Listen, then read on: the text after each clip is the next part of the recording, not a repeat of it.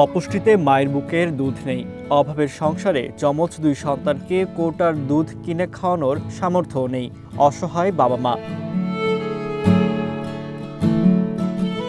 কষ্ট সইতে না পেরে একদিন তারা সিদ্ধান্ত নিলেন বাচ্চাদের বিক্রি করে দেবেন।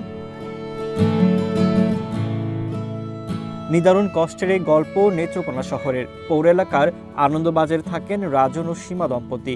তাদের 4 সন্তান, বড় দুজনের বয়স 6 আর 4, পরের দুজন যমজ 2 মাস বয়স। কখনো রিক্সা চালিয়ে, কখনো বা রাজমিস্ত্রির কাজ করে সংসার টানছিলেন রাজন। মায়ের বুকের দুধ না থাকায় কোটার দুধ খাওয়াতে হয় ছোট 2 সন্তানকে, কিন্তু অভাবের সংসারে দুধ কিনে খাওয়ানো অসম্ভব হয়ে পড়ে। টানাটানির সংসারে আর পেরে উঠছিলেন না রাজন সীমা। সিদ্ধান্ত নেন যমজ সন্তানদের বিক্রি করে দেবেন, অনাত্মীয়দের কাছে গিয়েও যেন ওরা ভালো থাকে। সন্তান বিক্রির সেই খবর পৌঁছায় জেলা প্রশাসকের কাছে। এক সন্ধ্যায় নেত্রকোনার জেলা প্রশাসক আব্দুল্লাহ আল মাহমুদ জামান ছুটে যান রাজন সীমার ঘরে। অভয় দেন প্রশাসন সবটুকু দিয়ে ওদের পাশে থাকবে, তবুও যমজ 2 সন্তান মায়ের কোল না হারাক। কথা রেখেছেন নেত্রকোনা জেলা প্রশাসন।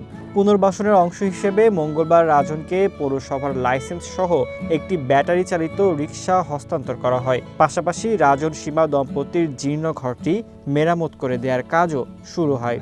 আমি হয়তো একটা লোক দেখানো গিয়ে তাকে 5,000 টাকা দিয়ে অল্প একটু খাবার দিয়ে শেষ করতে পারতাম পর্বটা, কিন্তু না, আমি চিন্তা করছি যে না, তাকে যেহেতু ধরেছি তার একদম সে যাতে সচ্ছলভাবে বাকি তার সন্তানকে মানুষ করতে পারে এই ব্যবস্থাটা আমি করে দিই। তো আমরা অত্যন্ত আনন্দিত, আজকে তার পুনর্বাসনের প্রথম ধাপে আমরা তাকে রিকশা দিতে পারতেছি ব্রেকের জন্য। আর তার ঘরটাও অলরেডি সদরের উপজেলা অফিসার আজকে লেবার লাগাই দিছে।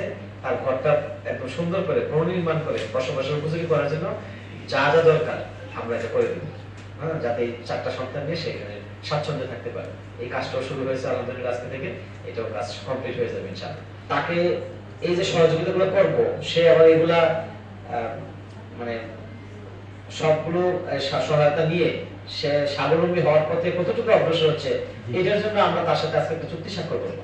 তাকে এমনি ছেড়ে দিচ্ছি না, ঠিক আছে, যে পরে 6 মাস পরে আবার নিউজ হবে যে জেলা প্রশাসনের উদ্যোগ ব্যর্থ হয়েছে, এই সুযোগ রাজনকে আমরা দিব না। সবার চাওয়া এই রাষ্ট্র মানবিক হোক। জেলা প্রশাসক হিসেবে আব্দুল্লাহ আল মাহমুদ জামান যেটা করেছেন সেটা মানবিকতার তেমনই এক দৃষ্টান্ত। ফারদিন নীরব, ওয়ান ন্যাশনাল ডেস্ক।